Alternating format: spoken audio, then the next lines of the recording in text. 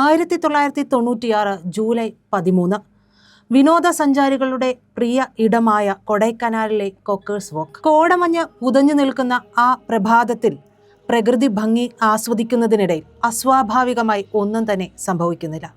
എന്നാൽ അവിടെ ഒരു ടാക്സി സ്റ്റാൻഡിൽ ഏകദേശം ഒരു 40 വയസ്സ് തോന്നിക്കുന്ന ഒരു സ്ത്രീ നിൽക്കുന്നു. അതിസുന്ദരിയായ ഒരു സ്ത്രീ. കൂടെ 2 വലിയ സ്യൂട്ട് കേസുകളുമുണ്ട്. പെട്ടെന്ന് നോക്കിയാൽ സാധാരണ കാണുന്നത് പോലെ ഒരു ടൂറിസ്റ്റ് മാത്രമാണ്. പക്ഷേ അവരുടെ കണ്ണുകളിൽ അല്പം ഭയമുണ്ടായിരുന്നു. അല്പമല്ല, നല്ല രീതിയിൽ തന്നെ ഭയം നിഴലിച്ചിരുന്നു എന്ന് പറഞ്ഞാലും തരക്കേടില്ല. ഭയന്ന് നിൽക്കുന്ന അവരുടെ അടുത്തേക്ക് ടാക്സി ഡ്രൈവറായിട്ടുള്ള രാജ എത്തുകയാണ്. കന്യാകുമാരിയിലേക്ക് പോകണമെന്നാണ് അവർ ആവശ്യപ്പെട്ടത്. എന്തായാലും ഒരു ലോങ് ട്രിപ്പ് കിട്ടിയ സന്തോഷത്തിൽ രാജ ആ ട്രിപ്പിന് പോകാൻ സമ്മതിച്ചു.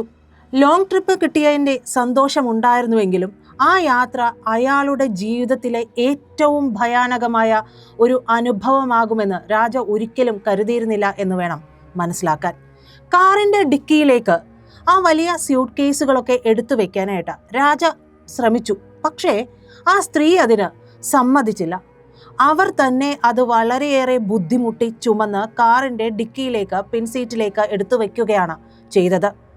യാത്ര തുടങ്ങി കുറച്ചു നേരം അങ്ങ് കഴിഞ്ഞപ്പോഴേക്കും കാറിനുള്ളിൽ നിന്ന് അസഹനീയമായ രീതിയിലുള്ള ദുർഗന്ധം വമിക്കാൻ തുടങ്ങി.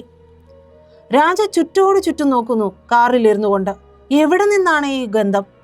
സ്ഥലം മാറി പിന്നിട്ട് പോകുമ്പോഴും ഈ ദുർഗന്ധത്തിന് മാറ്റമൊന്നും സംഭവിക്കുന്നില്ല. ഒടുവിൽ അയാൾ തിരിച്ചറിയുന്നു ഇത് തൻ്റെ കാറിനുള്ളിൽ നിന്ന് തന്നെ വരുന്നതാണ്. അയാൾ വല്ലാത്തൊരു ഭയത്തോടുകൂടി പിൻസീറ്റിലിരിക്കുന്ന ആ സ്ത്രീയെ നോക്കുന്നുണ്ട്. രാജ വല്ലാതെ അസ്വസ്ഥനായി. എന്താണ് ഇവരുടെ കയ്യിലുള്ള ആ സ്യൂട്ട് കേസുകളിൽ? അതിൽ നിന്നായിരിക്കുമല്ലോ എന്തായാലും ഇത്രയേറെ ദുർഗന്ധം വരുന്നത്. ഒടുവിൽ രാജ വണ്ടി നിർത്തുകയാണ്. വണ്ടി നിർത്തിയതിനു ശേഷം തിരിഞ്ഞു നിന്ന് ആ സ്ത്രീയോട് ചോദിക്കുന്നു, എന്താണ് ഈ സ്യൂട്ട് കേസിനുള്ളിൽ? വളരെയധികം ദുർഗന്ധം വമിക്കുന്നുണ്ട്. എന്ത് സംഭവമാണ്? നിങ്ങൾ തുറന്നു പറയൂ എന്ന് പറയുന്നു. പക്ഷേ രാജയെ തന്നെ ഞെട്ടിക്കുന്ന രീതിയിലായിരുന്നു ആ സ്ത്രീയുടെ മറുപടി. എന്നെ സഹായിക്കണം, ഇതിനുള്ളിൽ എൻ്റെ കാമുകൻ്റെ ശരീരാവശിഷ്ടങ്ങളാണ്. രാജ വല്ലാതെ ഭയന്നു വിറച്ചു. എന്താണ് ഈ കേൾക്കുന്നത്? തൻ്റെ കാറിനുള്ളിൽ മൃതദേഹാവശിഷ്ടങ്ങളുമായി ഒരു സ്ത്രീ കയറിയിരിക്കുന്നു. തുടർന്ന് അവർ പറയുകയാണ്, എന്നെ സഹായിച്ചിട്ടുണ്ടെങ്കിൽ ഞാൻ എത്ര വേണമെങ്കിലും പണം തരാൻ. ഇത് എവിടെയെങ്കിലും എന്നെ ഒന്ന് കൊണ്ടുപോയി മറവ് ചെയ്യാൻ സഹായിക്കണമെന്നായിരുന്നു ആ സ്ത്രീയുടെ അഭ്യർത്ഥന. എന്തായാലും ഭയന്ന് വിറച്ചുപോയ രാജ അവരെ സഹായിക്കാമെന്ന് സമ്മതിച്ച് വണ്ടി വീണ്ടും മുന്നോട്ട് കൊണ്ടുപോകുന്നു. പക്ഷേ രാജ നേരെ വണ്ടി ചെന്ന് കൊണ്ടുപോയി നിർത്തിയത് പോലീസ് സ്റ്റേഷനിലായിരുന്നു. രാജ പറഞ്ഞതിനനുസരിച്ച് വന്ന് പരിശോധിച്ച പോലീസും ഞെട്ടി. ആ സ്യൂട്ട് കേസിൽ ആകമാനം മനുഷ്യ ശരീരത്തിന്റെ അവശിഷ്ടങ്ങൾ.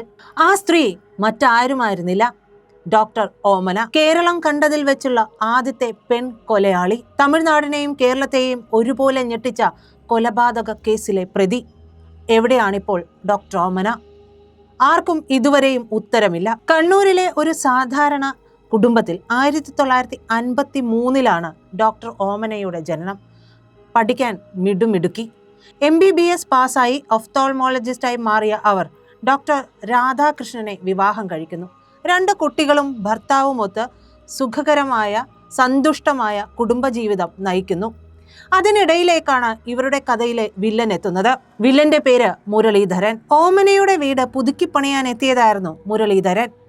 ഭർത്താവ് ഡോക്ടർ രാധാകൃഷ്ണന്റെ തിരക്കുകൾക്കിടയിൽ ഇത്തരം കാര്യങ്ങളെല്ലാം നോക്കിയിരുന്നത് ഡോക്ടർ ഓമനയാണ്.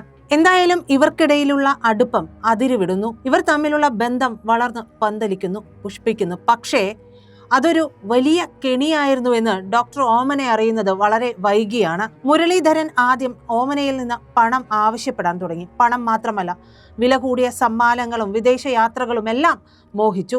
കാര്യങ്ങൾ കൈവിട്ടു പോകുന്നു എന്ന് തോന്നിയപ്പോൾ മുതൽ മുരളീധരനെ ഓമന ഭയക്കാൻ തുടങ്ങി. പലതരത്തിൽ ഇയാളെ ഒഴിവാക്കാനുള്ള ശ്രമവും ഡോക്ടർ ഓമന നടത്തി. ഇതിനിടയിൽ മുരളീധരൻ വിവാഹിതനും കുട്ടികളുമുള്ളയാളാണെന്ന് ഓമന തിരിച്ചറിയുന്നു. പക്ഷേ എന്നിട്ട് പോലും മുരളീധരൻ ഈ ബന്ധത്തിൽ നിന്നും പിന്മാറാൻ തയ്യാറായിരുന്നില്ല. അവിടെയാണ് ഓമനയ്ക്ക് ആദ്യത്തെ ചെക്ക് വീഴുന്നത്. ഗതികെട്ട ഓമന ആമിന ബിന്തി അറബ് ദുല എന്ന പറയുന്ന വ്യാജ പേരിൽ പാസ്പോർട്ട് എടുത്ത് മലേഷ്യയിലേക്ക് പോകുന്നു. പക്ഷെ അവിടെയും മുരളീധരൻ പിന്തുടർന്ന് ശല്യം ചെയ്യുന്നു. തൻ്റെ കുടുംബജീവിതം തകരുമെന്ന ഭയവും മുരളീധരൻ്റെ ഒരിക്കലും അവസാനിക്കാത്ത പണത്തോടുള്ള ആർത്തിയും ഓമനയെ ക്രൂരമായ ഒരു തീരുമാനത്തിലേക്ക് എത്തിക്കുന്നു: അയാളെ ഇല്ലാതെയാക്കുക. ഇതിനിടയിൽ ഓമനയെയും തന്നെയും ചേർത്ത് വെച്ചുകൊണ്ട് പല കിംവദന്തികളും പല കഥകളും മുരളീധരൻ നാടിലൊട്ടാകമാനം ഫ്ലാഷ് ചെയ്യാൻ തുടങ്ങുന്നു. ഈ വിവരങ്ങളെല്ലാം ഡോക്ടർ ഓമനയുടെ ഭർത്താവിൻ്റെ കാതിലും എത്തുന്നു. ഇവരുടെ ബന്ധം താറുമാറാവുകയും ചെയ്യുന്നു. ഇതും അവരെ വല്ലാതെ അലട്ടി. ഇതിൻ്റെ കൂടി പശ്ചാത്തലത്തിലാണ് മുരളീധരനെ ഇല്ലാതെയാക്കാൻ അവർ തീരുമാനിക്കുന്നത്. 1996 ജൂലൈ 6 ഓമന തൻ്റെ പദ്ധതി നടപ്പാക്കാൻ തീരുമാനിക്കുകയാണ്. ഡൽഹിയിൽ ഒരു മീറ്റിംഗ് ഉണ്ട് എന്ന് സഹോദരനോട് കള്ളം പറഞ്ഞുകൊണ്ട് അവർ വീട്ടിൽ നിന്നും ഇറങ്ങി. പക്ഷേ പോയതോ നേരെ ഊട്ടിയിലേക്കും. മുരളീധരനെയും അവിടേക്ക് പഞ്ചാര വർത്തമാനങ്ങൾ പറഞ്ഞ് വിളിച്ചു വരുത്തുന്നു. ഊട്ടി റെയിൽവേ സ്റ്റേഷന് അടുത്തുള്ള ഒരു ലോഡ്ജിൽ ഹേമ എന്ന വ്യാജ പേരിൽ അവർ മുറിയെടുത്തു. ജൂലൈ 11 പദ്ധതി പ്രകാരം മുരളീധരനെ അവർ മുറിയിലേക്ക് ക്ഷണിക്കുകയാണ്. ഇതിനിടയിൽ മുരളീധരനെ പലതും പറഞ്ഞു പറ്റിച്ചുകൊണ്ട് ഒരു മരുന്ന് കുത്തിവെക്കാൻ ഓമന മുരളീധരനെ പ്രേരിപ്പിക്കുന്നു. ഓമനയുടെ പഞ്ചാര വർത്തമാനത്തിൽ വീണുപോയ മുരളീധരൻ ഇതിന് സമ്മതം കൊടുക്കുകയും മുരളീധരനെ ഓമന ഈ മരുന്ന് ഇഞ്ചക്ട് ചെയ്യുകയും ചെയ്യുന്നു. പക്ഷേ സംഭവിച്ചതോ അയാളുടെ അന്ത്യമായിരുന്നു. മരുന്ന് സിരകളിൽ പടർന്നതോടുകൂടി മുരളീധരൻ മയങ്ങി വീഴുന്നു. പിന്നീട് അയാളെ മരണത്തിലേക്ക് കൊണ്ടുപോകുന്നു ഓമന. മുരളീധരന്റെ മരണശേഷം നമ്മൾ കാണുന്നത് ഒരു സാധാരണ സ്ത്രീയെയല്ല. അവിടെ നിന്ന് അങ്ങോട്ട് കണ്ടത് ഒരു ഡോക്ടറുടെ കൈയടക്കവുമായിരുന്നില്ല, മറിച്ച് ഒരു അറവുകാരിയുടെ ക്രൂരതയായിരുന്നു. സർജിക്കൽ ബ്ലേഡുകൾ ഉപയോഗിച്ചുകൊണ്ട് ഓമന മുരളീധരന്റെ ശരീരം കഷ്ണം കഷ്ണമായി മുറിച്ചു മാറ്റുന്നു. രക്തം കട്ടപിടിക്കാനുള്ള മരുന്നായിരുന്നു ആദ്യം കുത്തിവെച്ചത്. രക്തം കട്ടപിടിക്കാനുള്ള മരുന്നുകൾ കുത്തിവെച്ചത് കൊണ്ട് തന്നെ രക്തവുമായി ബന്ധപ്പെട്ടിട്ടുള്ള യാതൊരു കാര്യവും ഡോക്ടർ ഓമനയെ അലട്ടിയില്ല. ഓമന ഇതെല്ലാം വളരെ വിദഗ്ധമായി കൃത്യമായി പ്ലാൻ ചെയ്തുകൊണ്ടായിരുന്നു അന്ന് അവിടെ എത്തിയിരുന്നത്. ആന്തരിക അവയവങ്ങളെല്ലാം തന്നെ ടോയ്ലറ്റിൽ ഫ്ലഷ് ചെയ്ത് കളയുന്നു. അതിനുശേഷമാണ് ബാക്കി വന്ന മാംസഭാഗങ്ങൾ, ശരീരഭാഗങ്ങൾ പ്ലാസ്റ്റിക് കവറുകളിൽ പൊതിഞ്ഞ് താൻ കൊണ്ടുവന്ന ആ 2 സ്യൂട്ട് കേസുകളിലാക്കി പിറ്റേന്ന് ഈ സ്യൂട്ട് കേസുകളുമായി ഓമന ഊട്ടി വിട്ടത്. ആദ്യം പോയത് കോയമ്പത്തൂരിലേക്കാണ്. അവിടെ ഗാന്ധിനഗറിലെ ഒരു ഹോട്ടലിൽ മുറിയെടുത്തു. ബാത്റൂമിൽ വെച്ച് ബാക്കിയുള്ള ശരീരഭാഗങ്ങളെല്ലാം ഫ്ലഷ് ചെയ്യാൻ ശ്രമിച്ചെങ്കിലും അത് നടന്നില്ല. ഒടുവിലാണ് ഗതികെട്ട് ടാക്സി വിളിച്ച് കൊടൈക്കനാലിലേക്ക് പോയത്. കൊടൈക്കനാലിൽ ഏതെങ്കിലും ഒരു കൊക്കയിലേക്ക് ഈ സ്യൂട്ട് കേസ് വലിച്ചെറിയാനായിരുന്നു ഓമനയുടെ പദ്ധതി. പക്ഷെ അവിടെ വെച്ചാണ് ഓമനയുടെ പദ്ധതികൾ പാളുന്നത്. ടാക്സി ഡ്രൈവർ രാജയിലേക്ക് അവർ എത്തുന്നതും രാജ പോലീസ് സ്റ്റേഷനിലേക്ക് ഇവരെ എത്തിക്കുന്നതും. പോലീസ് സ്റ്റേഷനിൽ നടന്ന ചോദ്യം ചെയ്യലിൽ ഓമന യാതൊരു സങ്കോചവുമില്ലാതെ മുരളീധരനെ താൻ കൊന്നത് തന്നെയാണ് എന്ന് പറയുന്നു. ശല്യമായിരുന്നുവെന്നും കാമുകനായിരുന്നുവെന്നും എന്നാൽ ശല്യം സഹിക്കവയ്യാതെ ആയതോടുകൂടിയാണ് ഈ കൊലപാതകം താൻ ചെയ്തതെന്നും മൊഴി നൽകി. തമിഴ്നാട് പോലീസ് അറസ്റ്റ് ചെയ്ത ഓമന ഒടുവിൽ ജയിലിൽ പോകുന്നു. എന്നാൽ കഥ ഇവിടം കൊണ്ടും അവസാനിക്കുന്നില്ല. 4 വർഷത്തോളം ഓമന ജയിൽവാസം അനുഭവിച്ചു. അതിനുശേഷം 2001 ജനുവരിയിൽ ഓമനയ്ക്ക് ജാമ്യം ലഭിക്കുന്നു. പുറത്തിറങ്ങിയ ഓമന പിന്നെ ആവിയായതുപോലെ അപ്രത്യക്ഷമാകുന്നു. ആർക്കും ഒരു തുമ്പും കിട്ടാത്ത രീതിയിൽ അവരെ കാണാതെയാകുന്നു. ഇന്റർപോൾ റെഡ് കോർണർ നോട്ടീസ് പുറപ്പെടുവിച്ചിട്ട് പോലും ഇതുവരെയും അവരെ കണ്ടെത്താനായില്ല. പോലീസ് പലയിടത്തും പല രീതിയിലുമൊക്കെ വല വിരിച്ചു നോക്കി. എന്നിട്ടും യാതൊരു രക്ഷയുമില്ല. ഒടുവിൽ അവർക്കൊരു പേര് വീണു: ലേഡി സുകുമാരക്കുറുപ്പ്.